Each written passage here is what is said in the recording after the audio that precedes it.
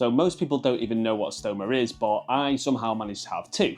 And yep, that means 2 stomas, 2 holes, and kind of twice the amount of work. So the first stoma that I have is an ileostomy, which is pretty normal for people with ulcerative colitis. The second one is what's called a mucous fistula, which I know is not the nicest name.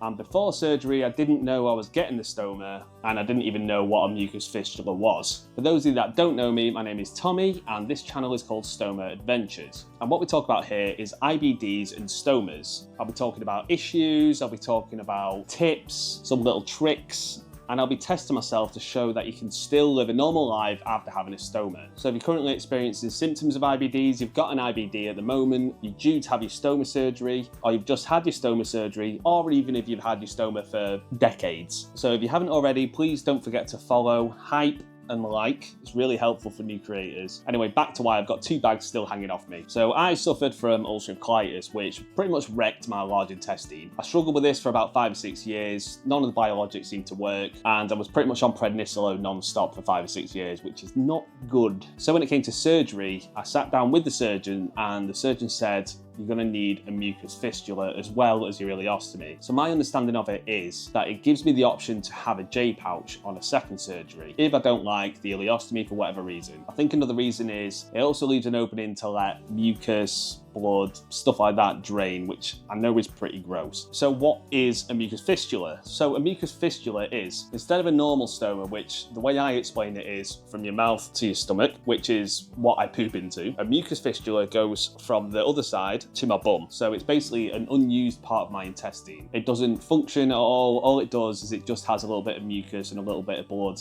come out. So that's why I only use this little cap here. So when I had my appointment with the surgeon, I did ask whether I could just have the normal ileostomy, nothing else, and apparently it wasn't an option. I'm not sure whether that's true or not, or whether I could have convinced them differently, but here I am. So what's a life like living with a mucous fistula as well as an ileostomy? So it's not much more different, to be honest. I'm not a massive fan of how it looks. I mean, I know it's hard not coming to terms with an ileostomy and a normal stoma bag hanging off you, but having 2 takes a bit more explanation when people see you. Maybe if you're on the beach or a swimming pool, something like that. But practicality-wise, it's not really much more work. Obviously, you've got another thing to worry about with leaks, which doesn't happen often, to be honest. And you need to change 2 bags instead of 1. I change my ileostomy bag every day, but with the mucous fistula cap, whatever you call it, I change that probably every couple of days. So what are the worst things about having a mucous fistula? Hands down, without a doubt, it is the smell. For some reason, it smells worse than the ileostomy. It doesn't smell of poop, it has its own